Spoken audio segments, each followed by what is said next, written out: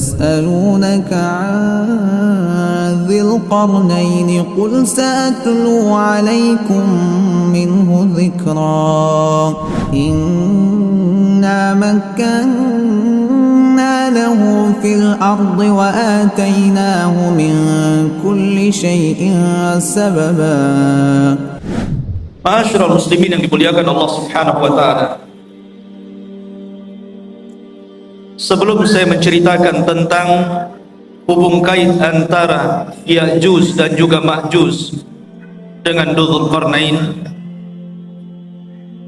maka saya akan urut kisah ini berdasarkan Al-Quran yang terdapat dalam Suratul Kahfi. Namun sebelumnya saya ingin menjelaskan tentang siapa sebenarnya Raja Dzulqarnain itu. Kenapa disebut Dzulqarnain? Hidup di zaman siapa dia? Kemudian apa sepak terjangnya? Dan apa hubung kait beliau dengan Ya'juj dan juga Ma'juj? Ma'asyiral muslimin yang dimuliakan Allah Azza wa Jalla, kita tahu bahwa kalau kita menceritakan kisah-kisah dalam Al-Quran, maka akan dapat pelajaran yang bisa kita petik di dalamnya. Makanya Allah Subhanahu wa taala berfirman sendiri, laqad kana fi qisasihim ibratun liulil albab. Dan sungguh pada kisah-kisah yang diceritakan dalam Al-Quran itu ada pelajaran besar, khususnya kita yang memiliki akal yang sehat.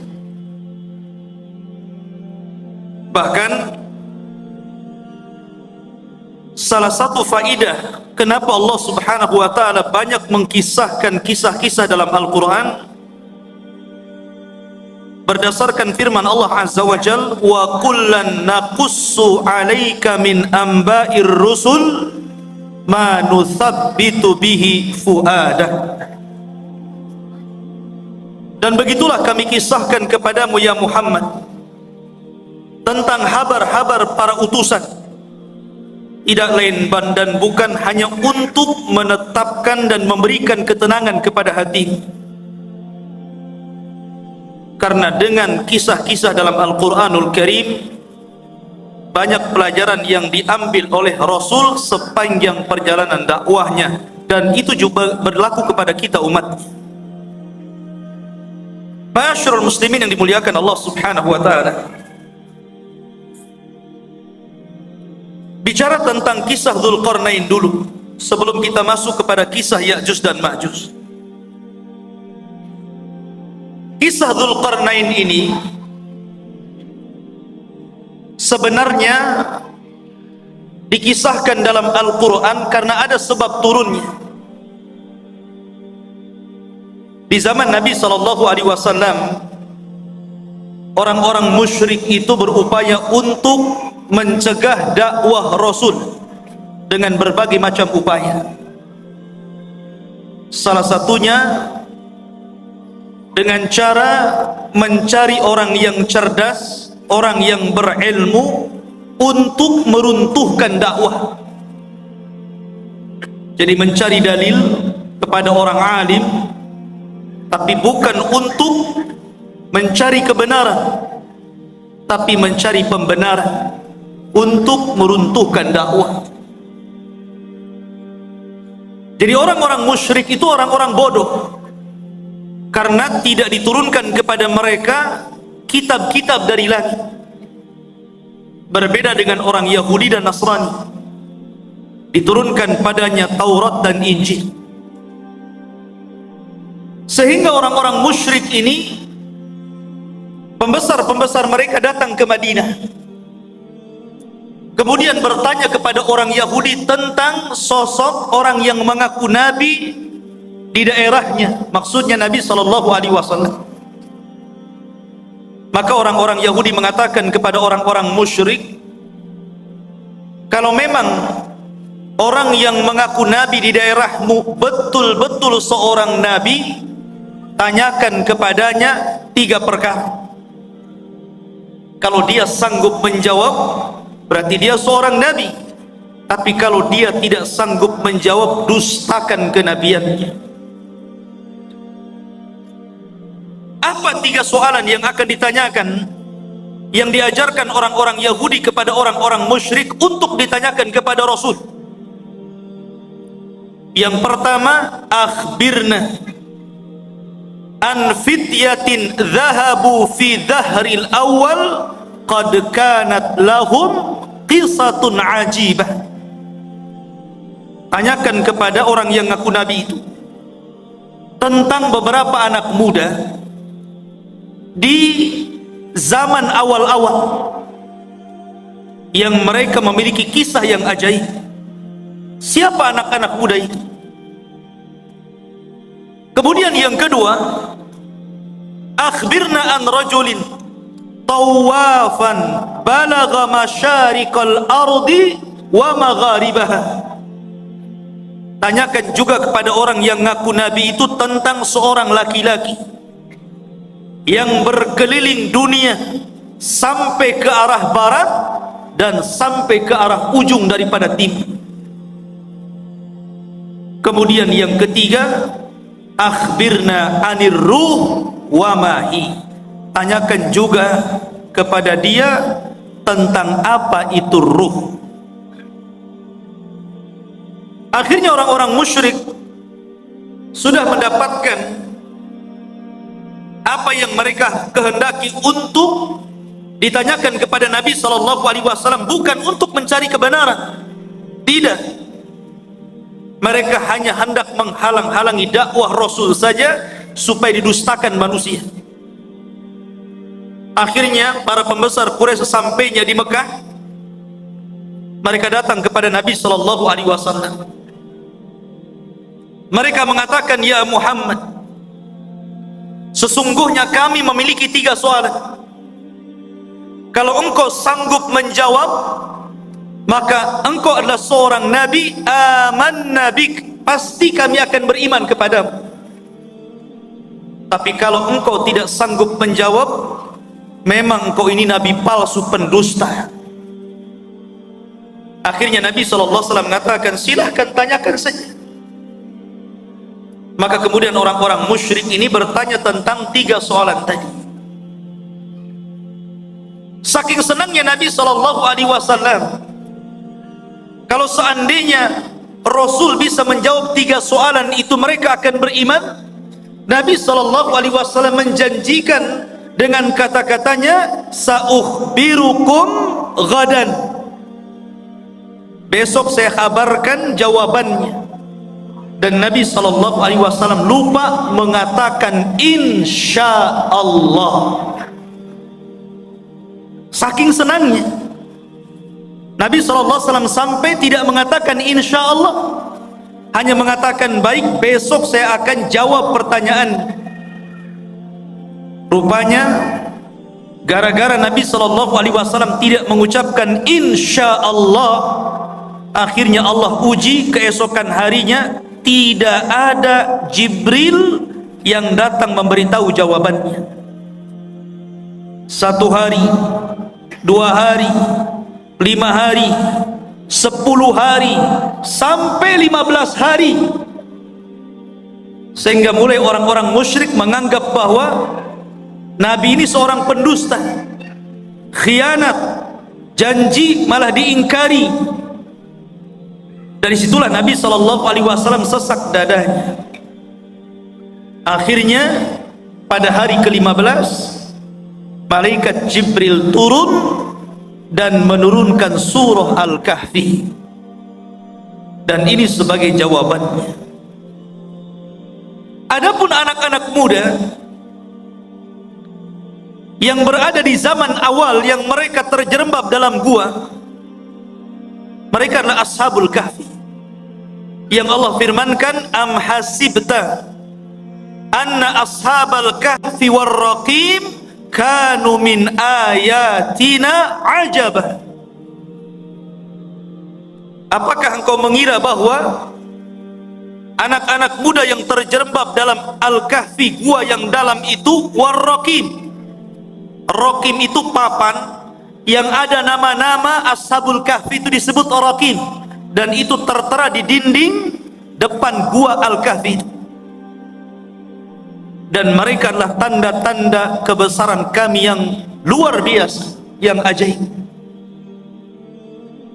Adapun anak muda yang berkeliling dunia sampai mencapai ujung barat dan ujung timur, ujung selatan dan ujung utara, adalah Dzulqarnain, di mana Allah Subhanahu wa taala berfirman, yas'alunaka an dzil qarnaini qul sa'atlu alaikum minhu dzikra. Mereka bertanya-tanya kepadamu tentang siapa Dzulqarnain. Kata Allah, katakan ya Muhammad kepada mereka, saya akan cerita, saya akan bacakan kepada kalian sedikit dari cerita Dzulqarnain. Kata-kata minhu itu menunjukkan sedikit, karena memang Al-Quran tidak panjang lebar menceritakan Dzulqarnain, tidak sebagaimana cerita Ibrahim, cerita Nabi Musa dan yang lain, hanya cuplikan kecil. Tapi itu sudah menjawab pertanyaan orang-orang Quraisy. Adapun ruh, maka Allah katakan yas'alunaka 'anir ruh qulir ruhu min amri rabbi. Mereka bertanya tentang ruh, katakan ruh itu urusan Rabbmu. Karena ruh itu sampai hari ini walaupun teknologi sudah canggih, nggak ada yang bisa mendeteksi ruh itu seperti apa. Sehingga ruh itu urusan Allah Subhanahu wa taala. Dari sini ikhwatu fiddin muliakan Allah Azza wa Jalla. Sebab cerita Dzulqarnain itu dari sebab turunnya ayat ini dari pertanyaan orang-orang Quraisy. Dan subhanallah ikhwan, gaya dakwah orang-orang Quraisy itu ditiru oleh sebagian orang-orang yang tidak suka dengan dakwah. Terkadang ada orang jahil, dia ingin menghancurkan dakwah. Caranya apa?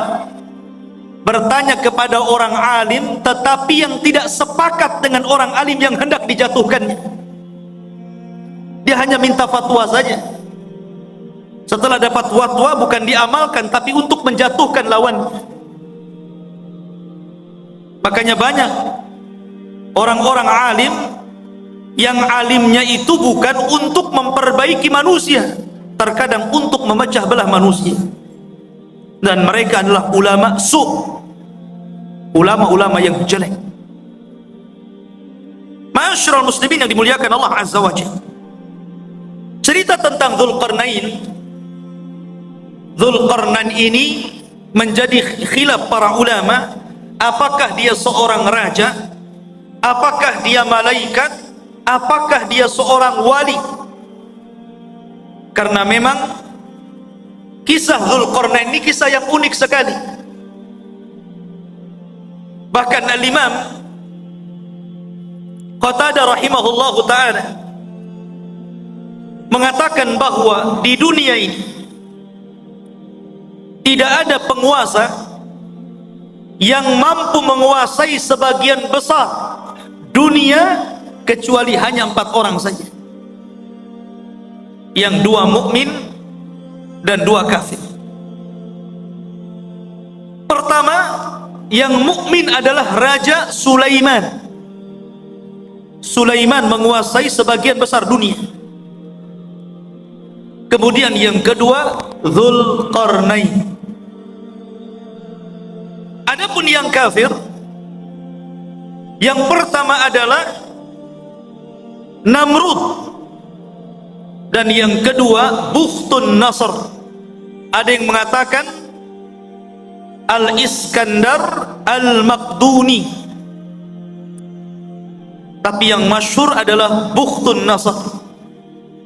Dan keduanya kafir, baik Namrud ataupun Bukhtun Nasr yang menghancurkan Palestina itu. Lah salah satunya adalah Dzulqarnain. Dia penguasa yang berhasil menguasai barat dan timur, selatan dan utara, sehingga kemudian menjadi khilaf apakah dia seorang nabi, apakah dia seorang wali, ataukah dia malaikat. Ada yang mengatakan dia adalah malaikat, tetapi pendapat ini tentu sangat jauh sekali. Ada yang mengatakan dia seorang nabi berdasarkan zahir Al-Quran, karena dia diperintah Allah untuk menyampaikan wahyu Allah. Siapa yang beriman maka akan diperbaiki, siapa yang kufur maka akan disiksa dan diazab. Dan nanti saya akan jelaskan tentang rihlah beliau. Tapi pendapat yang masyhur, dan ini pendapat yang banyak dikuatkan para ulama seperti Asy-Syaikh Ibnu Utsaimin rahimahullahu taala, mengatakan bahwa dia adalah rajulun saleh, orang yang sangat soleh sekali, dan dia seorang raja dan penguasa dunia. Itulah Dzulqarnain. Lalu hidup di masa siapa Dzulqarnain ini? Ada yang mengatakan bahwa Dzulqarnain ini hidup di masa Nabi Khidir, bahwa Khidir pernah berjumpa dengan Dzulqarnain di Baitul Maqdis, kemudian diangkat menjadi menterinya, menjadi penasehatnya. Akhirnya Dzulqarnain pun keliling dunia bersama Khidir. Ada yang berpendapat seperti ini, tetapi pendapat ini dibantah oleh para ulama yang banyak. Apalagi pendapat ini sampai mengatakan Khidir tidak mati sampai hari ini.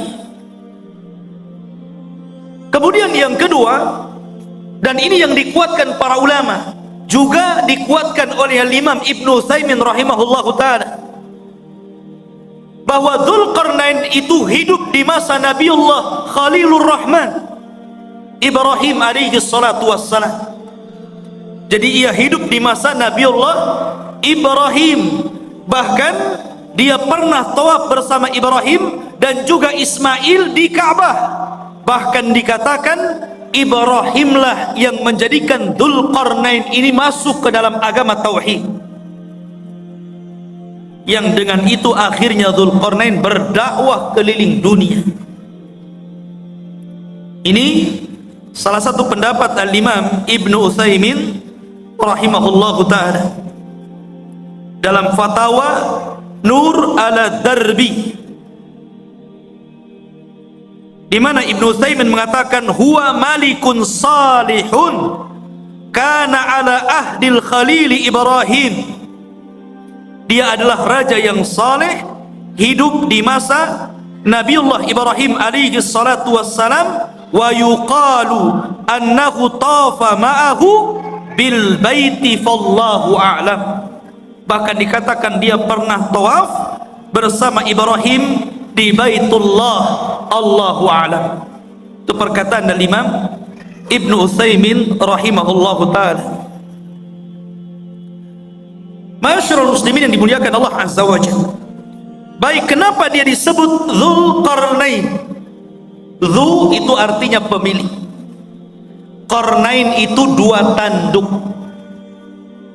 Kenapa disebut pemilik dua tanduk? Ada yang mengatakan bahwa kenapa raja tersebut digelari pemilik dua tanduk, atau dalam bahasa Arabnya Dzulqarnain. Pendapat yang pertama, karena dia memakai mahkota, dan dalam mahkotanya itu berbentuk dua tanduk. Jadi ada tanduk dalam mahkotanya dari kanan dan kiri, dari tembaga. Ada yang mengatakan disebut Dzulqarnain karena dia pernah dipukul sebelah kanannya, kemudian mati dan terluka. Kemudian Allah hidupkan kembali, kemudian dipukul lagi oleh kaumnya, kemudian mati dan kemudian dihidupkan kembali. Ada yang berpendapat seperti itu, ya terima saja, namanya pendapat. Makanya disebut Dzulqarnain. Ada yang mengatakan karena bentuk kepalanya seperti dua tanduk, ada tanduknya di kepalanya. Dan tentu ini ba'id, sangat jauh. Dan pendapat yang terakhir inilah yang banyak dikuatkan para ulama.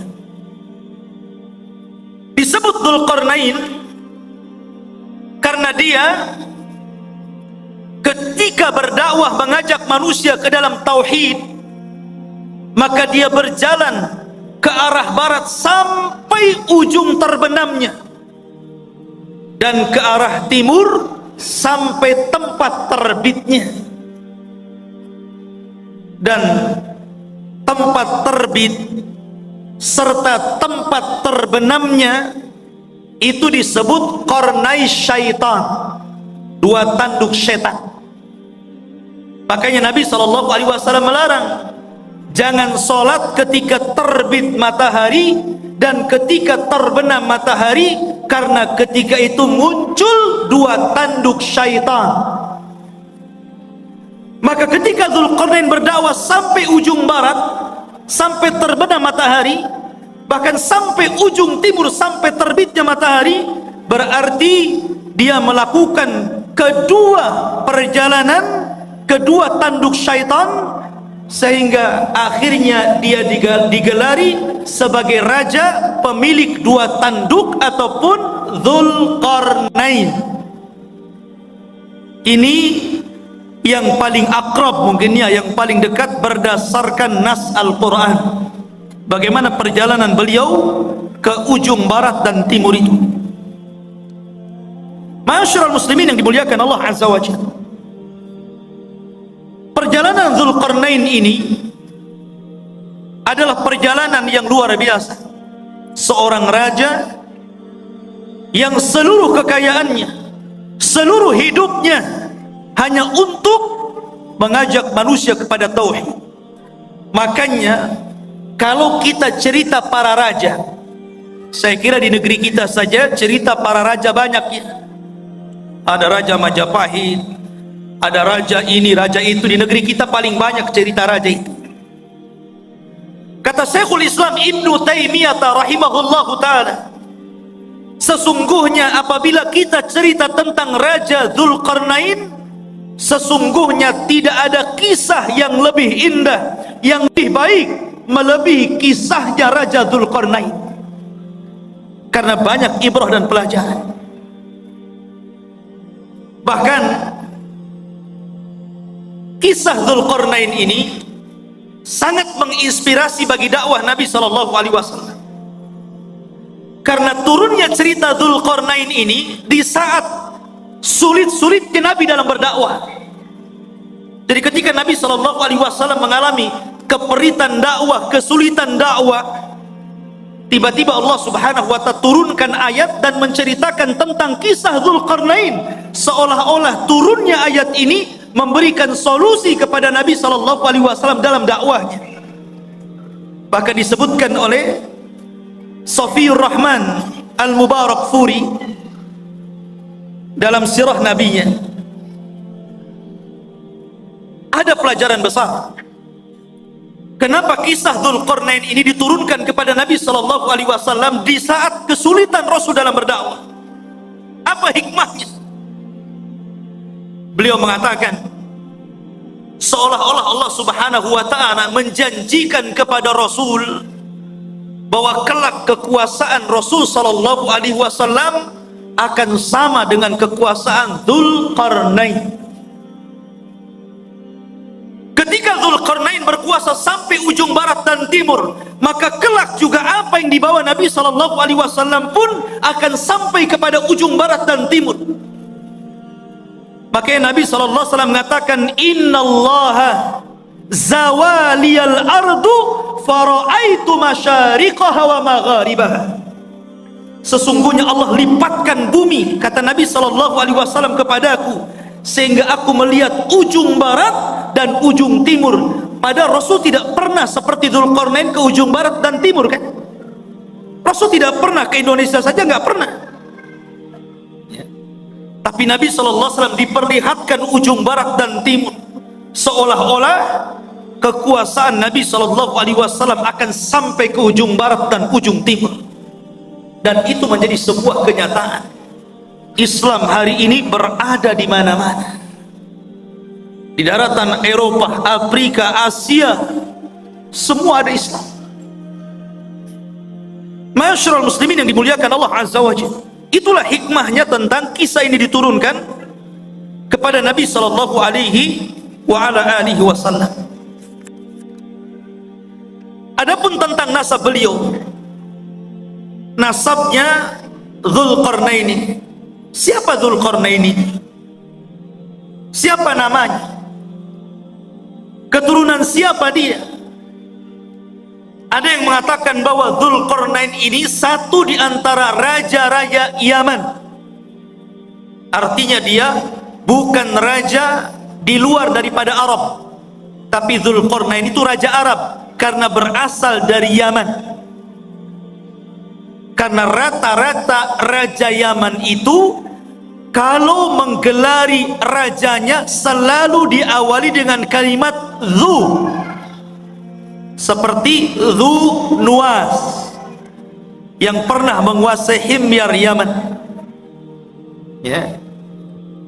Maka raja-raja yang diawali dengan kalimat Dzu berarti menunjukkan raja itu adalah raja Yaman, dan dia keturunan dari kabilah Qahtan, dan kabilah Qahtan itu keturunan daripada Nabiullah Daud alaihi salatu wassalam. Dan ini pendapat yang kuat karena banyak orang-orang yang kemudian meneliti, membaca, berusaha untuk menggali siapa Dzulqarnain itu, sehingga kemudian muncul katanya Dzulqarnain itu adalah seorang raja yang pernah hidup di Cina, dan tembok yang dibangun untuk mengurung Ya'juj dan Ma'juj itu ya tembok Cina itu. Ada yang berpendapat seperti itu, sehingga kemudian orang-orang mengatakan Ya'juj dan Ma'juj itu orang Cina karena temboknya di sana, ya. Satu. Ada yang mengatakan bahwa Dzulqarnain itu satu raja yang pernah menguasai Persia, dan ada juga yang mengatakan bahwa Dzulqarnain adalah Iskandariyah Al-Maqduni Al-Yunani, murid daripada Aristoteles, seorang pencetus filsafat Yunani. Dan ini ada ulama yang mengatakan seperti ini, dan ini banyak sekali yang mengatakan bahwa Dzulqarnain itu adalah Iskandariyah Al-Maqduni Al-Yunan yang pernah menguasai Cina, menguasai India, kemudian juga pernah menguasai Persia dan Romawi. Jadi kekuasaannya besar Iskandariyah Yunan ini, Al-Maqduni. Tapi pendapat ini dibantah para ulama. Salah satunya adalah Al-Hafidh Ibnu Hajar rahimahullahu ta'ala membantah. Kenapa? Karena jarak antara munculnya Raja Dzulqarnain dengan Iskandariyah Al-Maqduni Al-Yunan ini jauh sekali. Iskandariyah ini datang setelahnya 2000 tahun, karena dia hidup di zaman yang dekat dengan Isa bin Maryam, dan dia adalah murid daripada Aristoteles. Yang kedua bantahannya, Al-Iskandariyah Al-Maqduni atau Al-Yunan ini dia seorang kafir, tetapi Dzulqarnain adalah raja yang beriman, bukan raja kafir. Yang ketiga, Dzulqarnain orang Arab. Adapun Iskandariyah Al-Maqduni Al-Yunan bukan orang Arab, tapi orang Mesir. Dan inilah yang kemudian dikuatkan oleh Al-Hafidh Ibnu Hajar, Al-Hafidh Ibnu Katsir, dan juga Al-Imam Ibnu Taimiyah rahimahullahu ta'ala membantah pendapat bahwa Dzulqarnain itu adalah Raja Iskandariyah Al-Maqduni Al-Yunan, karena itu hidup di zaman mendekati Isa bin Maryam. Sementara pendapat yang kuat sebagaimana dikemukakan oleh Al-Imam Ibnu Utsaimin bahwa Dzulqarnain itu hidup di masa Ibrahim. Nggak ketemu. Dari sini Dzulqarnain Raja Iskandaria lah.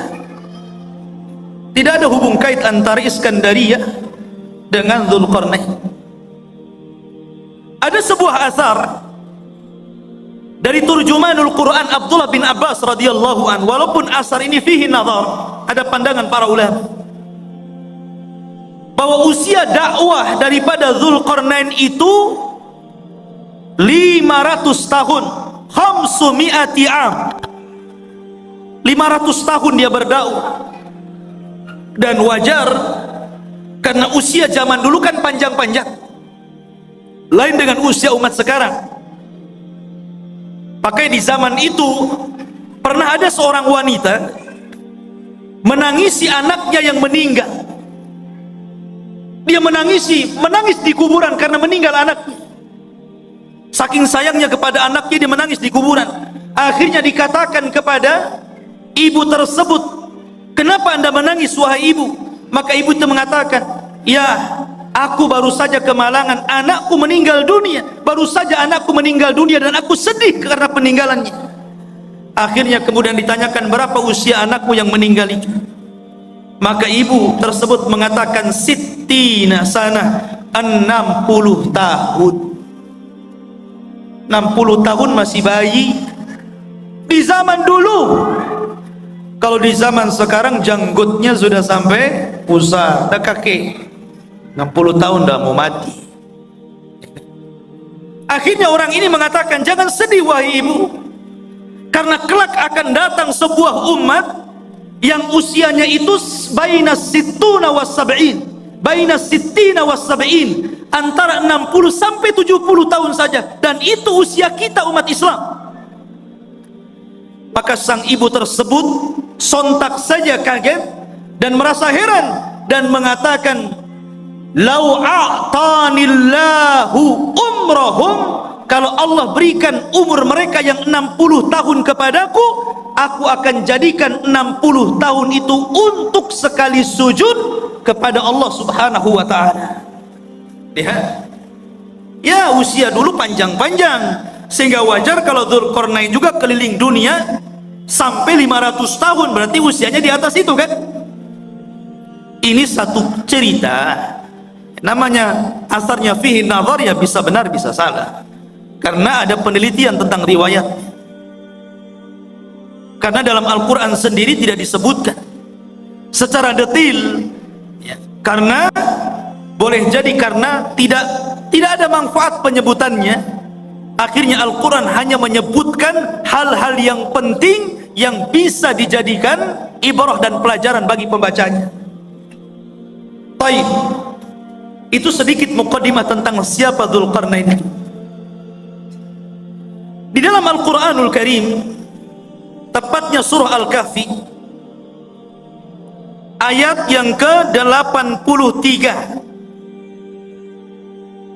ayat yang ke-83 Allah katakan, "Yas'alunaka an dzil qarnaini."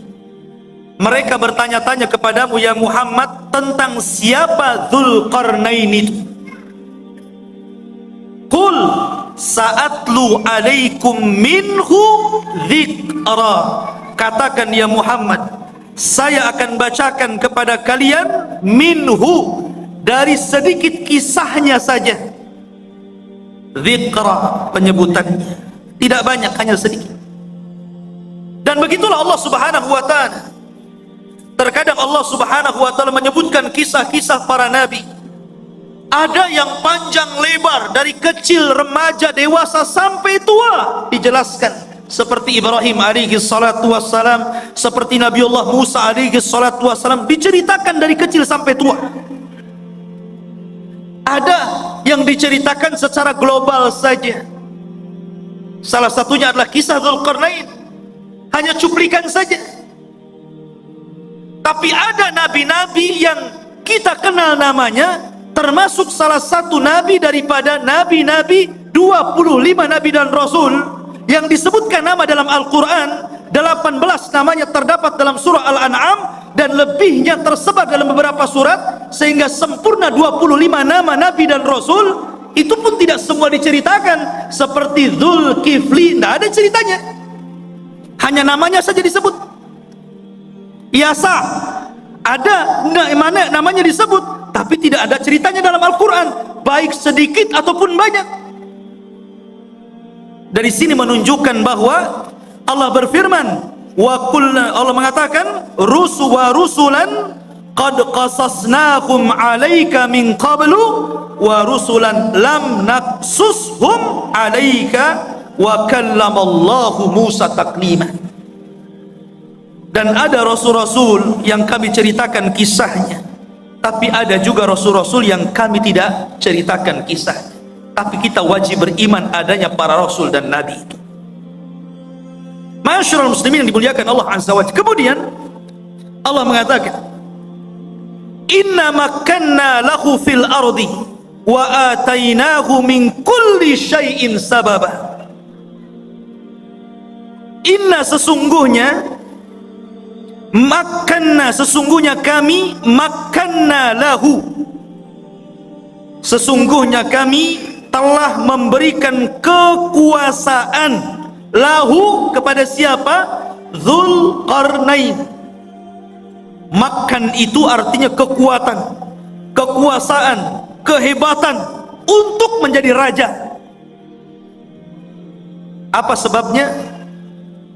Sebabnya wa atainahu min kulli syai'in sababa.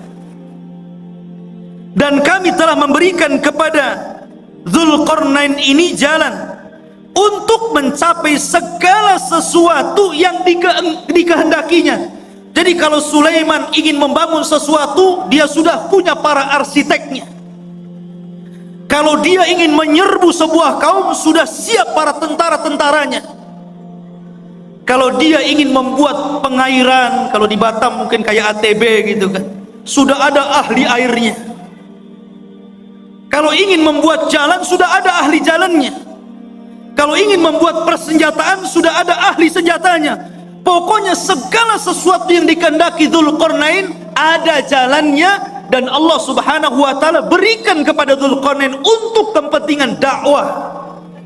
Nih yang menjadikan Allah makanna lahu fil ard. Kami berikan kekuasaan yang besar di permukaan bumi kepada Dzulqarnain itu.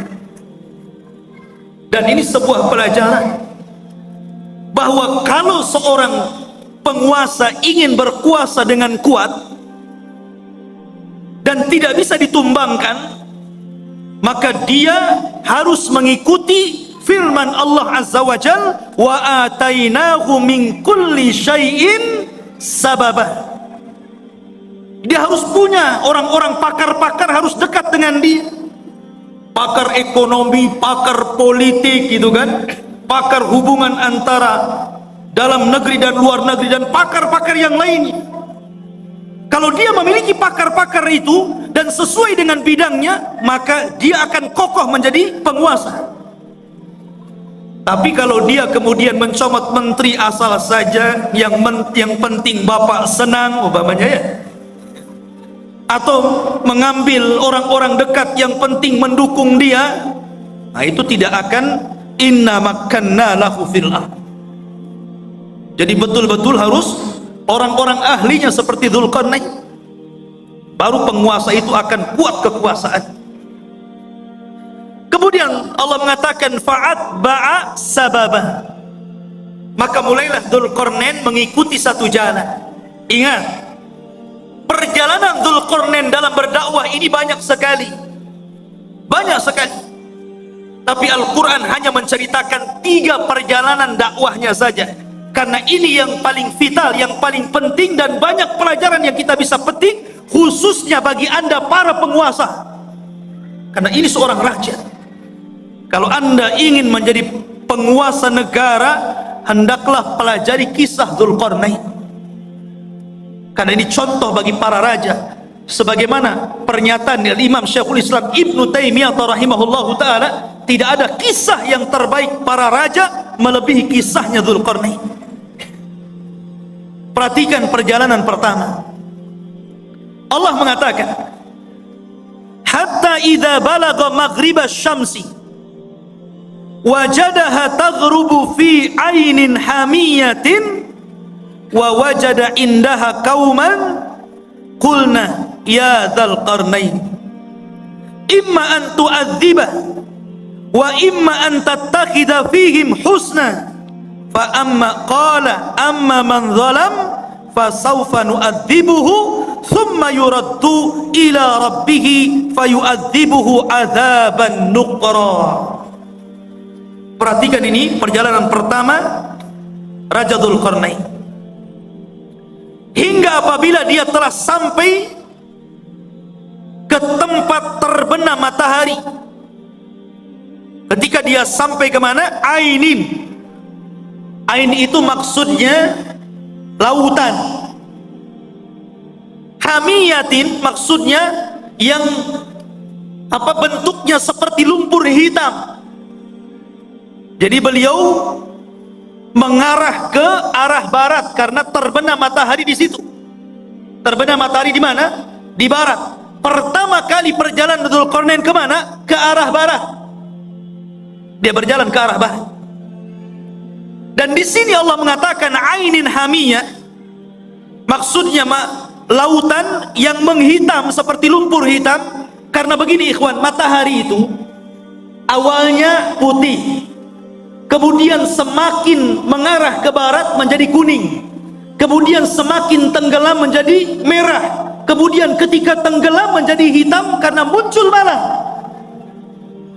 Itulah disebut ainin hamiyah. Dan disitulah ujung daripada barat, karena sudah tidak ada jalan lain, sudah ujungnya, selebihnya nggak ada tanah lagi, lautan semuanya. Lah Dzulqarnain sampai di ujung barat. Disitulah Dzulqarnain, ikhwan, ini Dzulqarnain itu berjalan ke sana kemari hanya untuk memperbaiki. Dan ini percontohan penguasa, percontohan presiden, percontohan seorang raja. Walaupun Dzulqarnain itu sudah kaya raya, kaya harta, kaya jabatan, kaya pasukan, buat apa lagi? Sudahlah, duduk-duduk saja, kan begitu ya. Sekarang saja seperti itu, baru menjabat maaf, baru sekelas wali kota atau bupati saja gitu kan. Kadang-kadang kalau safar kemana-mana tidur saja. Udah sampai, sudah. Dia nggak tahu jalannya bolong, ada polisi tidurnya, jalannya rusak tuh nggak tahu dia. Harusnya jangan tidur, lihat, oh ini jalan perlu diperbaiki, ini jalan nggak bagus nih. Kemudian melewati desa-desa, ini kayaknya ada ketertinggalan, harus dimajukan nih. Harusnya seperti itu ya. Lah Dzulqarnain ini, dia kalau masuk ke sebuah desa dan desa itu ada ketertinggalan, dimajukan. Apa yang kalian butuhkan? Kalian butuh kedokteran? Kami letakkan di para dokter, ajarkan mereka kesehatan.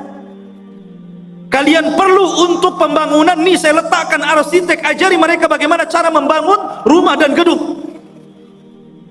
Jadi sifatnya seperti itu. Dzulqarnain ini hanya memperbaiki. Kalau sudah baik tempat tersebut, daerah tersebut, diletakkan orang-orangnya, kemudian dia jalan lagi sampai akhirnya sampai di ujung barat, ketemu sebuah kaum yang tidak punya agama, kaum yang zalim, dan tidak ada kezaliman yang paling besar melainkan kesyirikan. Kaum yang sangat pendosa, melakukan keharaman, pencuri, pembunuh. Lah Dzulqarnain ini mendapatkan kaum di arah barat seperti itu. Makanya Allah mengatakan di dalam ayat ini, ya Dzal Qarnaini, wahai Dzal Qarnain, wahai Raja Dzulqarnain, imma an tu'adzib wa imma an tattakhidha fihim husna. Terserah engkau, apakah engkau mau menghukum orang-orang jahat ini, orang-orang zalim ini, orang-orang yang tidak beriman ini, ataukah engkau ingin berbuat baik kepada mereka? Terserah.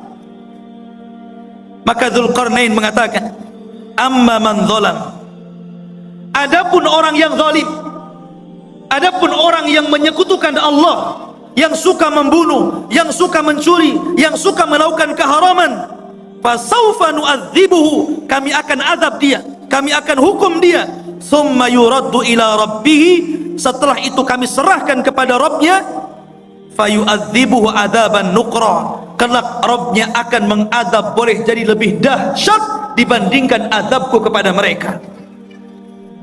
Tetapi sebaliknya, wa amma man amana wa amila salihan falahu jazaan al-husna wa sanaqulu lahu min amrina yusra. Adapun yang nurut dengan perintahku, akhirnya beriman, beramal saleh, maka mereka akan mendapatkan balasan yang baik, dan kami katakan kepadanya, dari perkara kami mudahkan segalanya.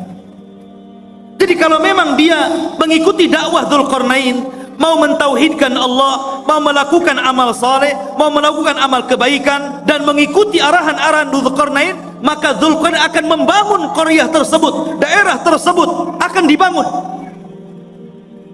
akan difasilitasi, akan dibangun dan ditebarkan pendidikan, dakwah, pembangunan dan yang lainnya. Itulah Dzulqarnain.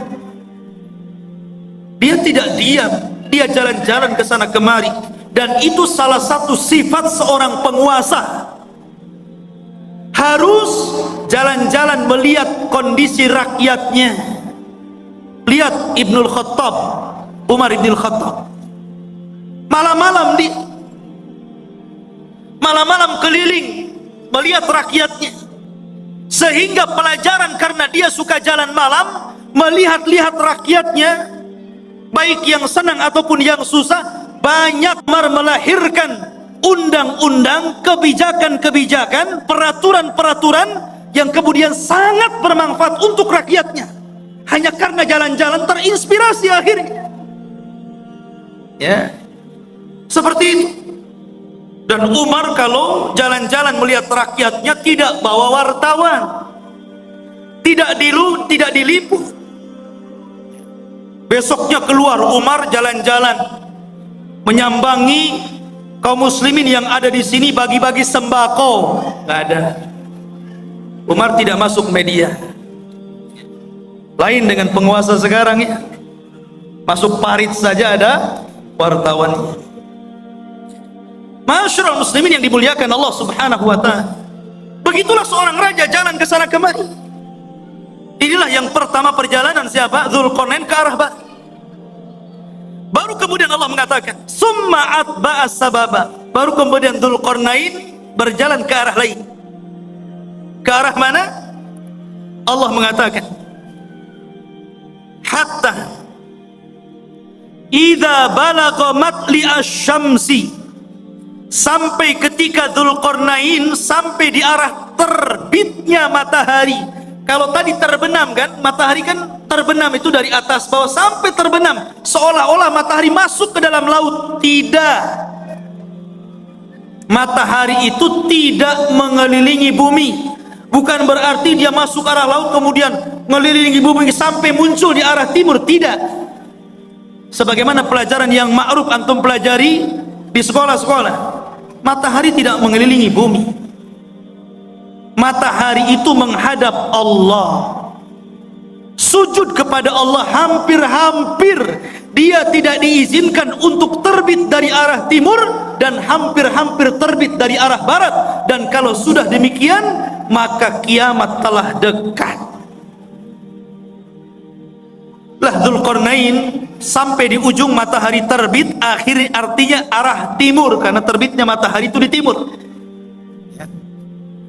Disitulah kata Allah berfirman, wajadaha tatlu ala qaumin lam naj'al lahum min duniha sitra. Subhanallah. Maka kemudian ketika dia menempuh jalan dia mendapatkan sebuah kaum sekelompok umat yang kami tidak menjadikan bagi mereka sesuatu yang melindunginya dari cahaya matahari.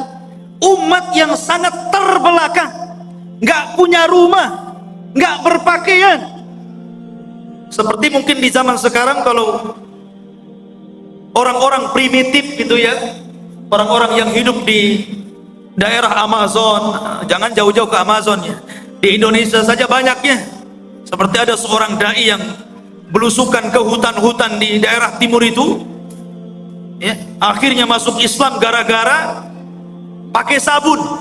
Itu pernah ceritanya dengar ya, masuk Islam gara-gara sabun. Baik, nggak pakai baju. Lah Dzulqarnain ketemu umat yang seperti itu nggak pakai baju, mungkin hanya pakai koteka saja gitu ya, dan subhanallah nggak punya rumah. Kaum itu tidak ada rumah, mereka tidur sembarangan gitu kan, kadang di bawah pohon, nggak punya rumah. Bukan berarti tidak bisa membangun rumah, belum sampai ilmu kepada mereka bahwa mereka itu perlu rumah dan bagaimana cara membangunnya, nggak tahu itu masalahnya. Dan mereka juga tidak pakai baju, tidak pakai celana, auratnya tampak. Bukan berarti sebelum orang-orang itu sebelumnya manusia telanjang, tidak. Karena Nabi yang pertama kali mengajari untuk menjahit siapa? Nabi Idris. Dialah Nabi yang pertama kali mengajari umat untuk menjahit pakaian. Nabi Idris. Tapi bukan berarti sebelum Idris sampai kepada Adam telanjang, tidak. Pakai baju juga, cuman mereka bajunya ditempel-tempel, ditali-tali gitu saja, tidak dijahit. Lah di zaman Idris itulah mulai ada jahitan, mulai dijahit sininya, dijahit sananya, sampai hari ini berbagai macam ragam, sampai muncul tailor-tailor kan gitu. Tapi yang pertama kali menjahit siapa? Idris. Lah di zaman Dzulqarnain ini ada kaum dari arah timur itu nggak pakai apa-apa, auratnya nampak, nggak punya rumah, kasihan ya. Kemudian kadzalika wa qad ahadna bima ladaihi khubra. Kadzalika, begitulah sesungguhnya ilmu kami meliputi segala apa yang ada padanya. Maknanya akhirnya Allah Subhanahu wa taala menjelaskan bagaimana Dzulqarnain diberikan kemampuan oleh Allah untuk memperbaiki umat itu. Pelan-pelan Dzulqarnain mengajarkan bagaimana cara membuat rumah, kemudian bagaimana cara berpakaian, kemudian diajak untuk beriman kepada Allah. Akhirnya mereka pun beriman kepada Allah lewat dakwah Dzulqarnain. Dari sini menunjukkan bahwa kekuasaan itu dicapai untuk dakwah. Jangan antum memilih penguasa kalau tidak ada kepentingan kepada agama. Itu catatannya. Kalau antum hendak memilih penguasa, cari penguasa yang condong ke dalam Islam, yang mau memperjuangkan Islam, yang mau mengangkat harkat derajat para ulama dan orang-orang yang cinta para ulama. Siapa penguasa yang dekat dengan Islam, memperjuangkan Islam, kita pilih. Begitu. Itu barometernya. Kita tidak mengatakan si A ataupun si B, satu ataupun dua, tidak. Pokoknya siapa di antara penguasa itu, oh yang satu ini kalau jadi Islam remek nih, Islam akan diganti nih. Kalau yang ini minimalnya Islam akan baik, Islam tidak akan diganggu, Islam akan jaya.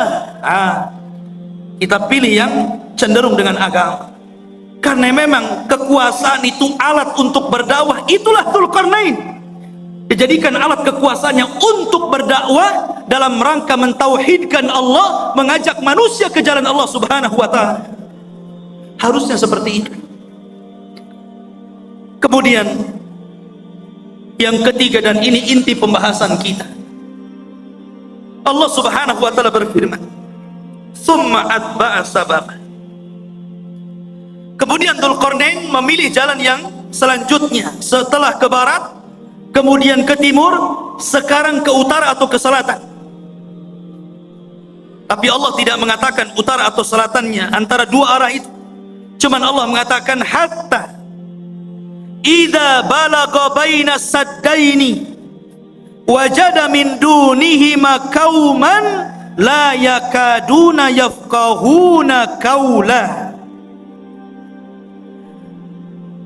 Hingga apabila Dzulqarnain sampai di antara dua buah gunung yang sangat tinggi dan besar, dia mendapati di hadapannya sebuah kaum yang hampir-hampir kaum itu tidak paham apa yang diucapkannya, gak ngerti bahasanya itu, aneh bahasanya.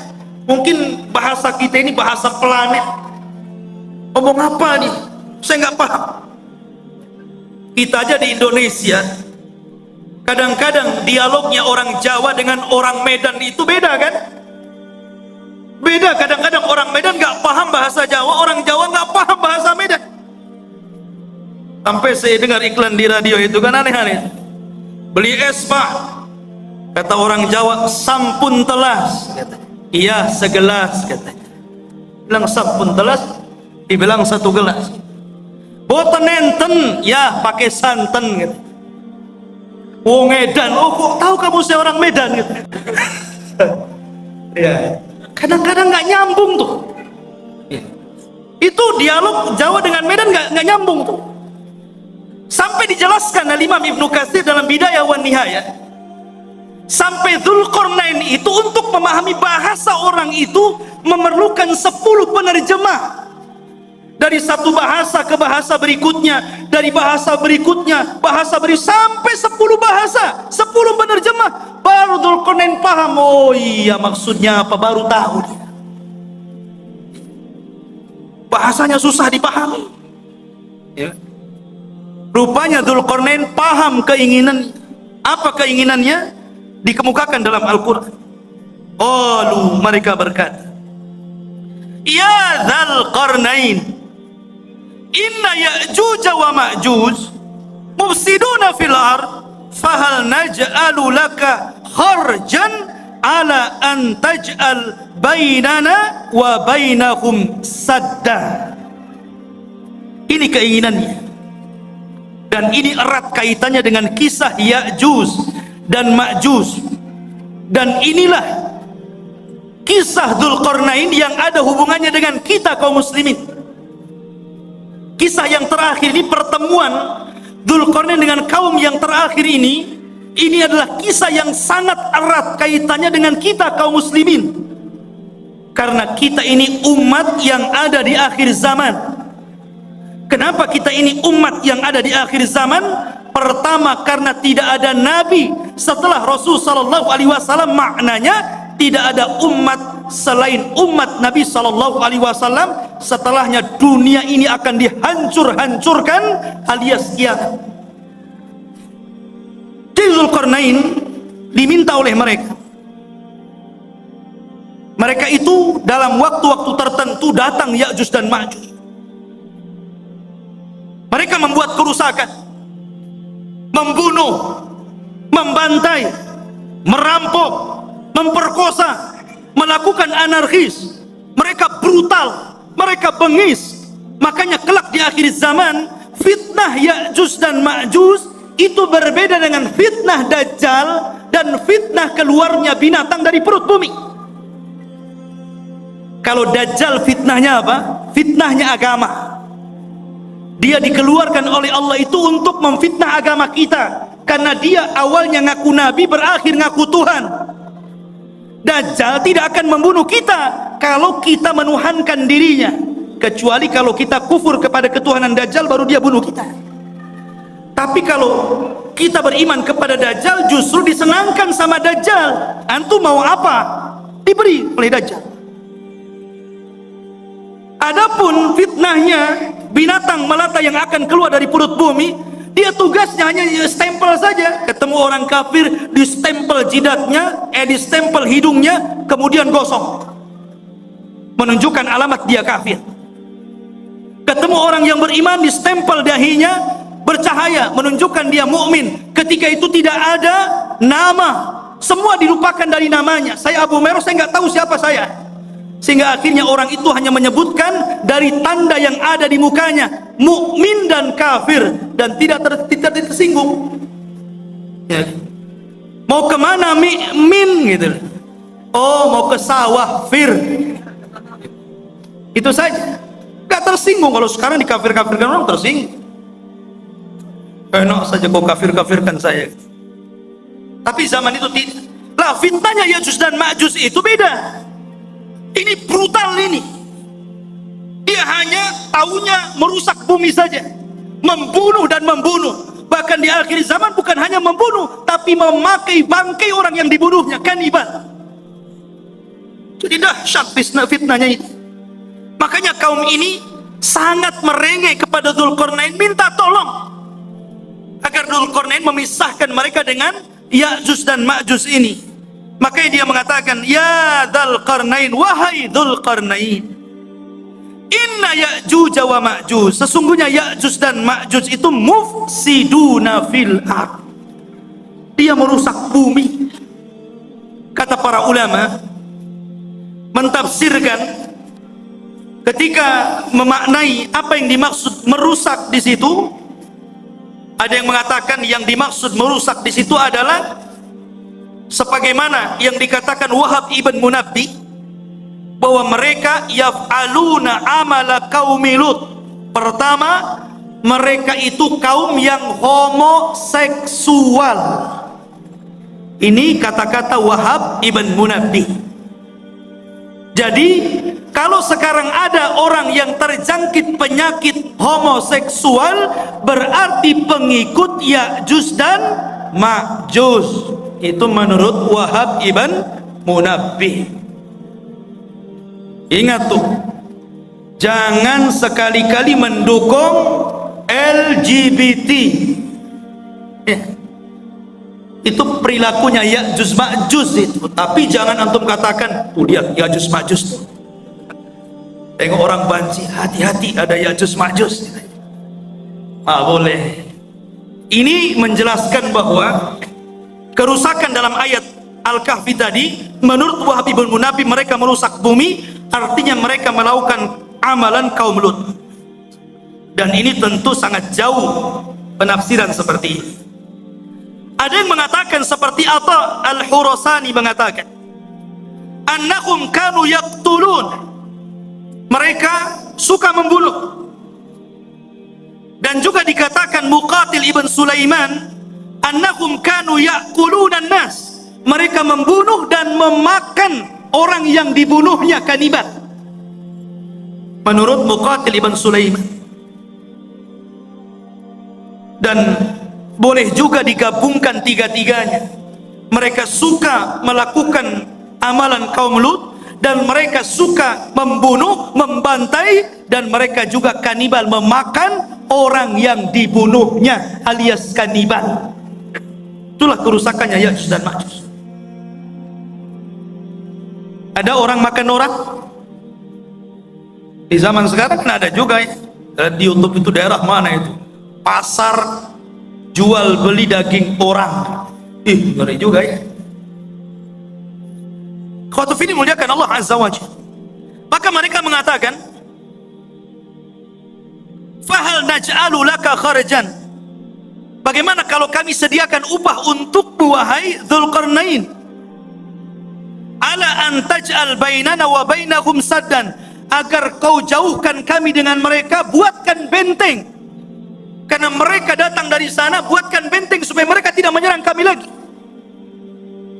Subhanallah. Mereka siap menyediakan upah kepada Dzulqarnain. Buat apa? Dzulqarnain ini sudah kaya, pasukannya banyak, orangnya cerdas, berilmu, dan Allah berikan segala sesuatu keinginannya. Buat apa upah? Makanya Dzulqarnain mengatakan, dengan mengatakan kepada mereka, Qala ma makkani fihi rabbi khairun. Tidak usah, nggak perlu kalian memberikan upah. Apa yang telah Allah berikan dari kekuasaan dan kekuatan ini sudah cukup untukku. Ini kebaikan, anugerah, nikmat yang luar biasa. Nggak perlu. Nih, seorang raja harus seperti itu. Jangan menyusahkan masyarakat. Harus memberikan kesenangan kepada masyarakat. Ma'asyiral muslimin yang dimuliakan Allah Azza wa Jalla. Tetapi Dzulqarnain hanya mengatakan fa'inuni biquwatin aj'al bainakum wa bainahum radma. Tetapi tolong bantu aku. Sediakan orang-orang kuat di antara kalian untuk kerja bakti bersamaku. Nanti aku akan jadikan antara kalian dengan Ya'juj dan Ma'juj itu dinding pemisah supaya dia tidak menyerbu kalian lagi. Inilah jiwa besar seorang pemimpin, ya, membangun sebuah bangunan yang luar biasa yang belum pernah dibangun orang-orang sebelum dan setelahnya. Bahkan bangunan itu sendiri tidak tahu siapa yang tahu. Nggak ada yang tahu. Sampai sekarang kan nggak ada yang tahu. Walaupun berbagai macam ilmuwan meneliti dengan kecanggihan alat-alat di zaman sekarang, dengan teknologi transportasi yang memudahkan mereka untuk berpindah satu negeri ke negeri yang lainnya, sampai sekarang masih gaib, masih belum ditemukan, agak-agak kira-kira saja, mungkin di sini, mungkin di situ.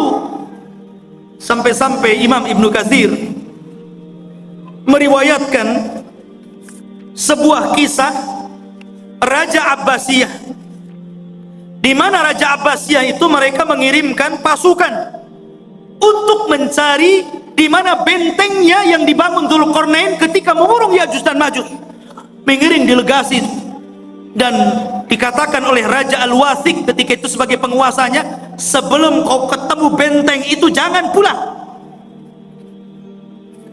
Akhirnya berangkat tuh pasukan itu dari satu negara ke negara berikutnya, dari satu daerah ke daerah berikutnya, menyeberangi lautan, menyeberangi gunung, dan begitu seterusnya, sampai akhirnya selama 2 tahun baru ditemukan benteng tersebut. Tapi Ibnu Katsir sendiri tidak menyebutkan sanad riwayatnya, sehingga tidak bisa dijadikan pegangan kisah ini. Allahu a'lam ada di mana. Yang jelas sudah ada, ya.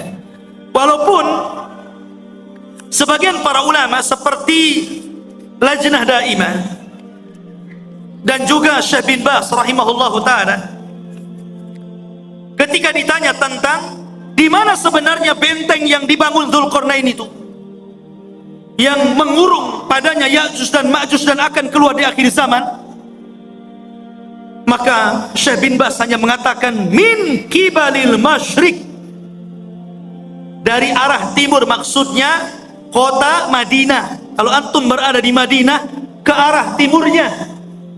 Kemudian diisyaratkan ke daratan Cina, ke daratan Cina,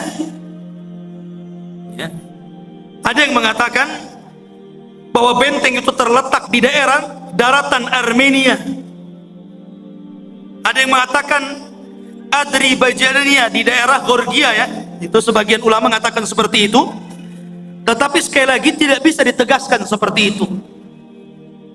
Cuman dari arah timur. Apakah Cina? Tidak. Ya'juj Ma'juj bukan Cina.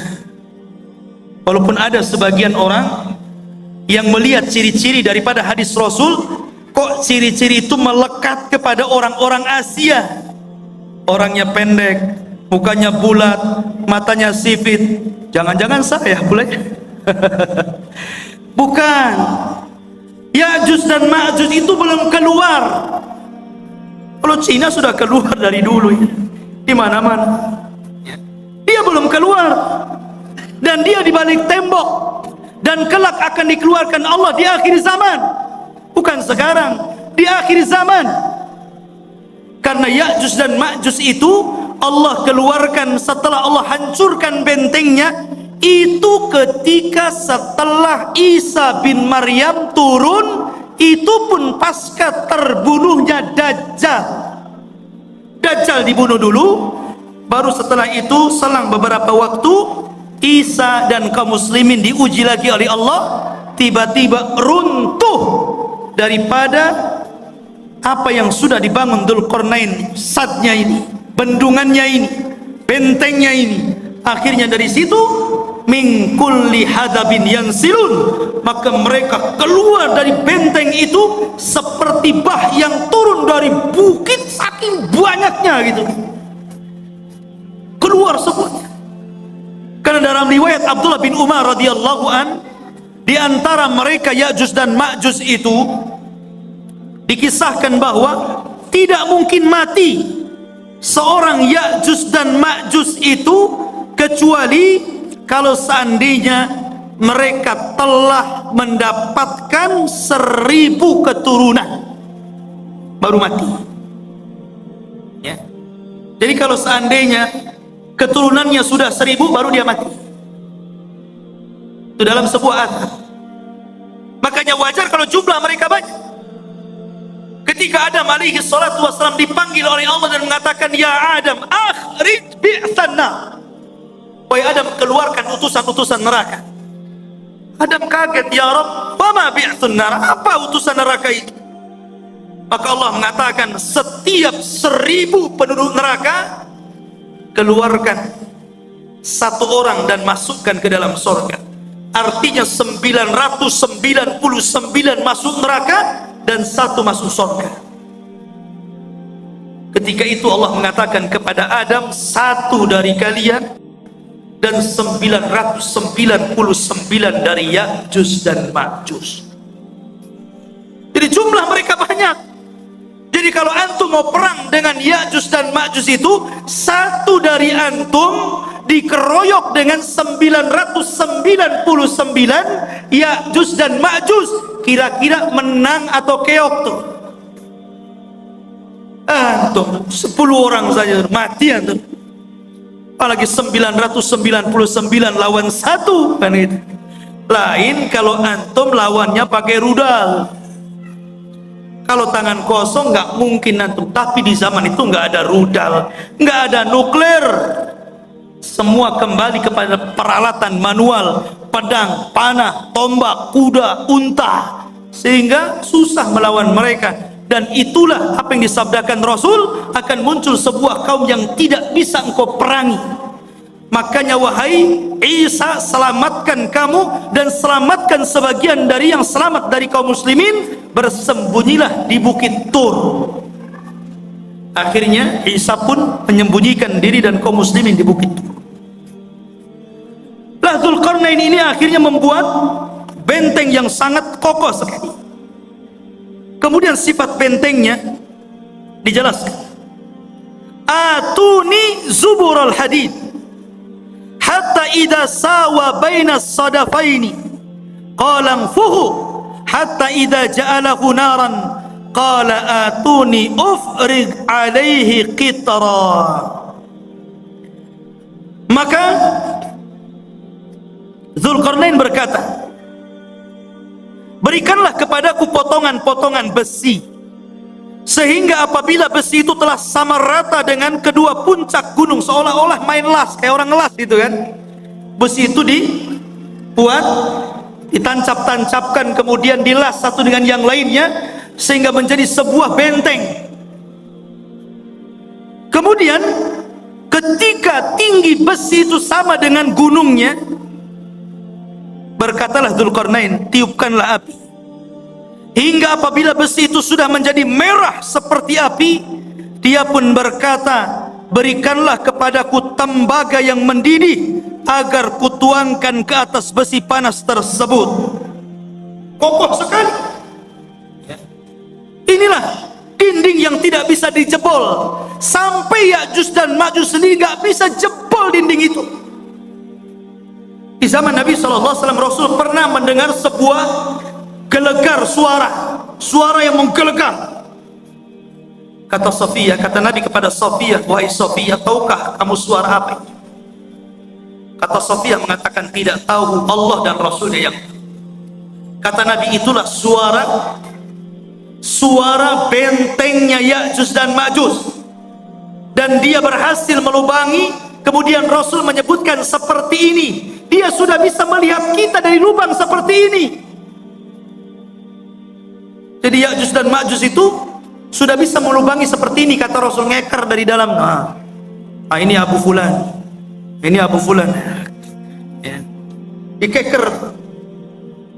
Dan subhanallah, karena kokohnya benteng itu, Ya'juj Ma'juj itu setiap hari melubangi untuk keluar dari situ.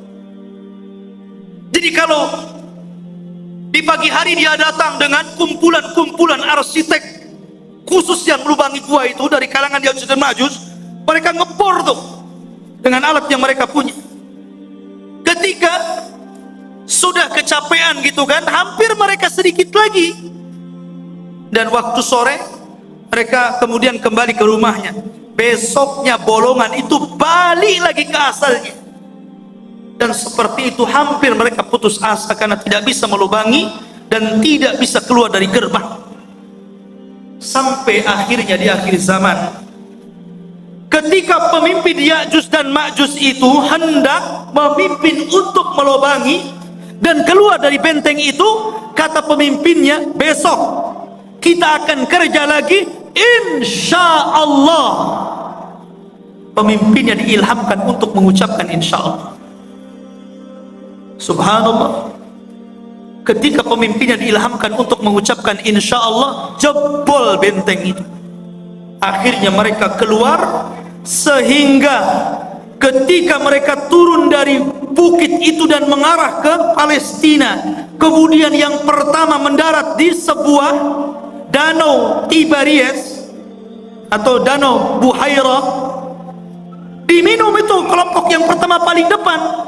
Yang tengah dan yang belakang ketika sampai di danau itu sudah nggak kebagian air, dan mereka mengatakan, kan tadi masih banyak, kenapa sudah habis, katanya. Saking banyaknya. Padahal danau itu bisa menghidupi jutaan jiwa yang ada di sana. Tapi sekali teguk gelombang yang pertama, habis ludas saking banyaknya Ya'juj dan Ma'juj. Lihat bagaimana kuasa Allah Azza wa Jalla. Maka Allah mengatakan, famastata'u an yadharuhu wa mastata'u lahu naqba. Qala hadha rahmatun min rabbi fa idza jaa wa'du rabbi ja'alahu dakkan wa kana wa'du rabbi haqqan. Maka di sini Allah Subhanahu wa taala mengatakan, Zulkarnain berkata dalam ayat ini, famastata'u lahu an yadharuhu, Ya'juj dan Ma'juj itu tidak mungkin sanggup untuk menghancurkan benteng itu. Tidak sanggup, karena yang menghancurkan atas izin Allah kan. Jadi tidak ada yang sanggup kecuali Allah Azza wa Jalla, dan itu pun atas kehendak Allah Subhanahu wa taala. Makanya Zulkarnain mengatakan, hadza rahmatun min rabbi, ini semua karena rahmat Allah Subhanahu. Dengan kecerdasan Zulkarnain, kebesaran Zulkarnain, banyaknya pasukan yang dimiliki Zulkarnain, ilmu yang dikuasai Zulkarnain, tetap dia mengatakan ini rahmat dari Allah. Ya, tawadu, rendah diri, masih mengakui rahmat ini datang dari Allah. Jangan seperti Qarun yang mengatakan innama utitu min ilmin indi, kekayaan ini datang dari ilmu yang saya miliki, katanya. Jangan seperti Qarun. Dzulqarnain tetap mengatakan ini rahmat dari Allah Subhanahu wa taala. Ma'asyiral muslimin yang dimuliakan Allah Azza wa Jalla, itulah kilasan daripada cerita Dzulqarnain. Sedikit kita cerita tentang Ya'juj dan Ma'juj. Ya'juj dan Ma'juj adalah keturunan daripada salah satu putra Nuh alaihi salatu wassalam, namanya Yafis ibn Nuh. Nuh memiliki 4 putra, Ham, Syam, Yafis, Kan'an. Tapi Kan'an kafir dan tidak masuk ke perahu, akhirnya mati diterjang ombak dan tufan.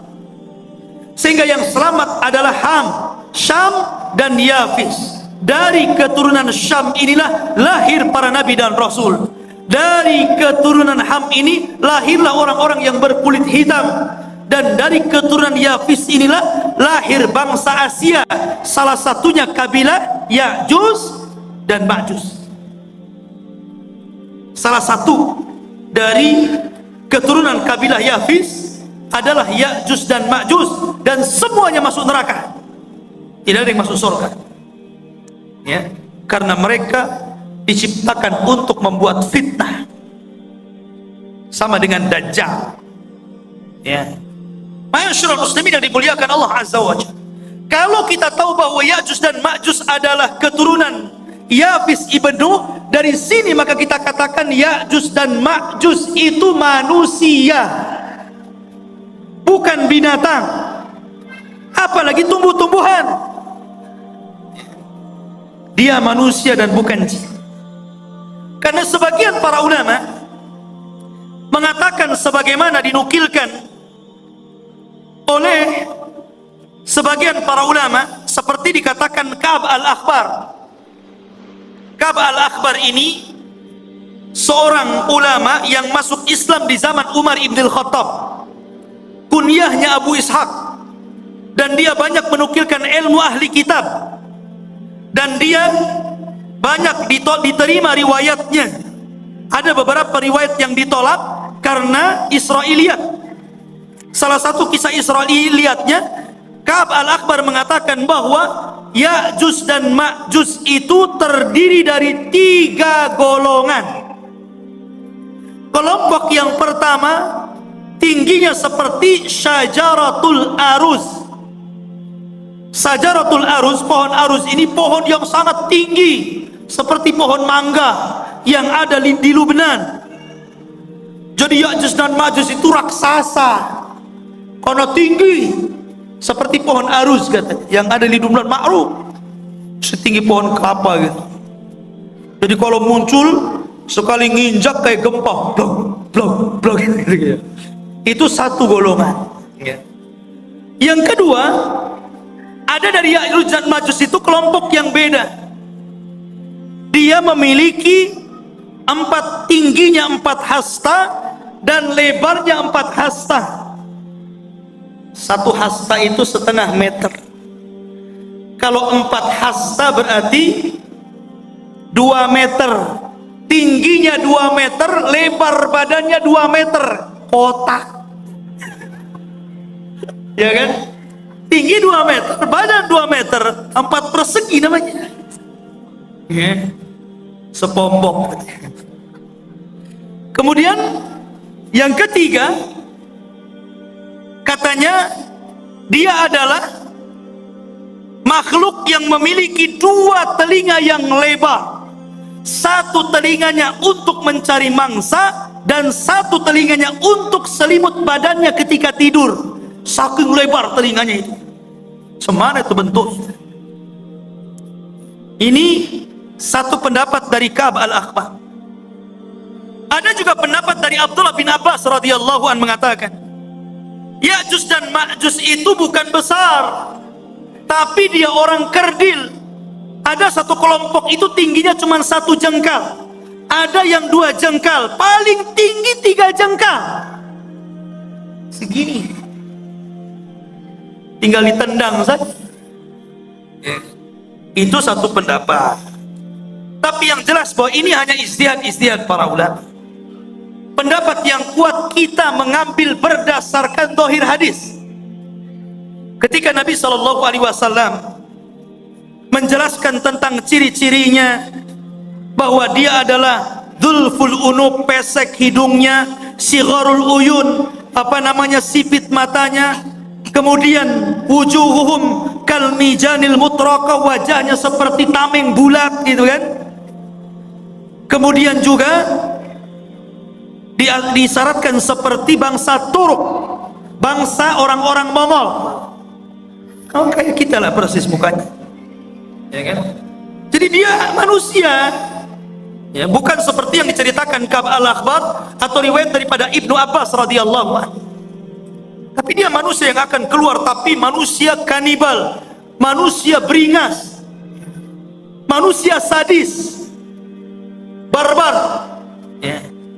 Oh, jadi dia taunya membunuh saja. Makanya ketika benteng itu dihancurkan, maka mereka menyerbu setiap kampung. Ya ummul arda, mengelilingi bumi sampai mungkin ke Batam juga tuh. Ya tuh. Ya. Itu semua orang-orang di luar jenisnya itu dibunuh, dibantai. Sehingga ketika itulah Allah memerintahkan kepada orang-orang yang beriman dan Nabi Isa alaihi salatu wassalam agar bersembunyi saja, jangan dilawan karena tidak akan menang.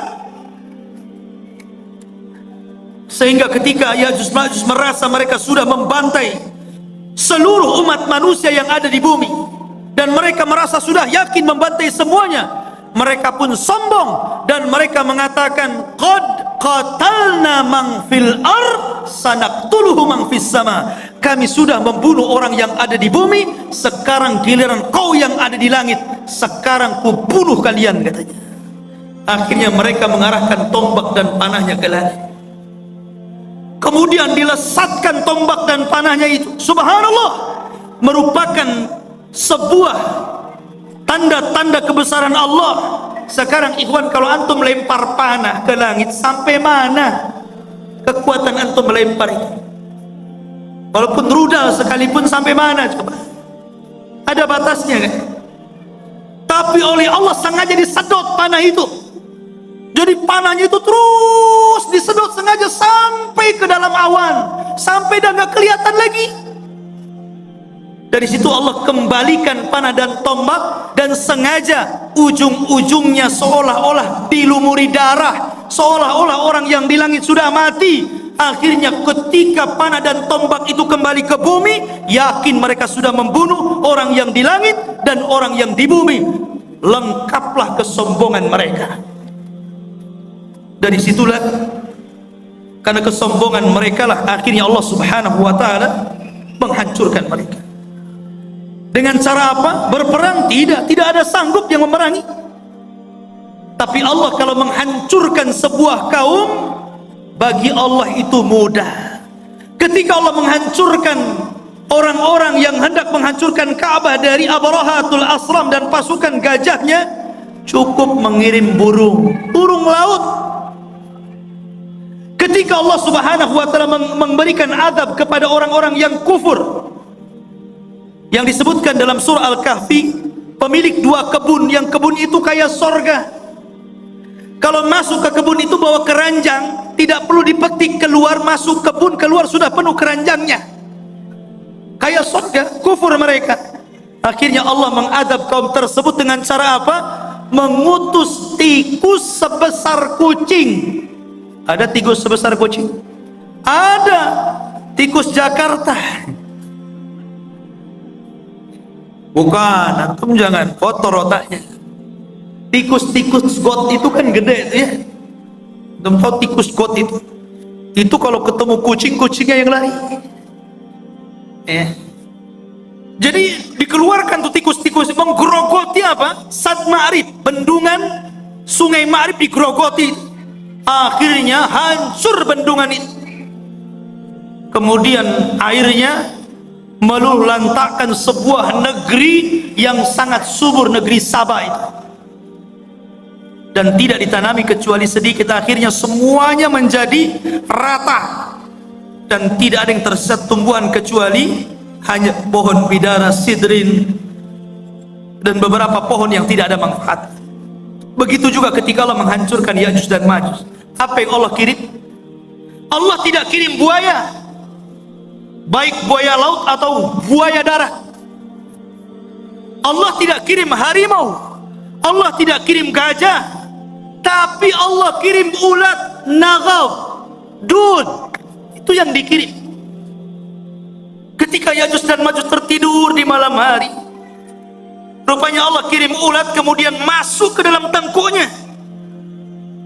Ketika ulat itu masuk ke dalam tengkuknya dan menjadi virus dalam badannya, tiba-tiba satu Ya'juj dan Ma'juj mati dan meninggal dunia. seperti antum mematikan gardu listrik, satu mati, mati semuanya. Bayangkan. Jadi satu Ya'juj Ma'juj mati, mati semua. Subhanallah. Ya. Tetapi yang kerepotan Nabi Isa, cemana membuang bangkainya setiap satu jengkal ada di permukaan bumi. Akhirnya kemudian Isa berdoa agar Allah membersihkan bangkai-bangkainya. Dikirimlah burung seperti burung-burung unta, sebesar burung-burung unta itu, sebesar unta, dikirim. Kemudian diambil jasadnya dan dilempar entah berantah di mana, di laut mana. Dan ketika itu banyak binatang-binatang yang memakan makanan daging bersyukur kepada Allah Azza wa Jalla. Mereka menjadi kenyang dan gemuk karena banyak bangkai Ya'juj dan Ma'juj di mana-mana. Akhirnya setelah dibuang oleh burung-burung tersebut, Allah menurunkan hujan karena barakah doanya Nabi Isa. Dengan hujan itu akhirnya mengguyur langit, bumi yang kotor dengan bangkai, sisa-sisa bangkai darah dan nanahnya, dan dibuang ke lautan. Akhirnya bumi menjadi subur kembali, dan Isa pun hidup beberapa tahun setelahnya. Dan itulah kehidupan yang paling indah sepanjang kehidupan manusia.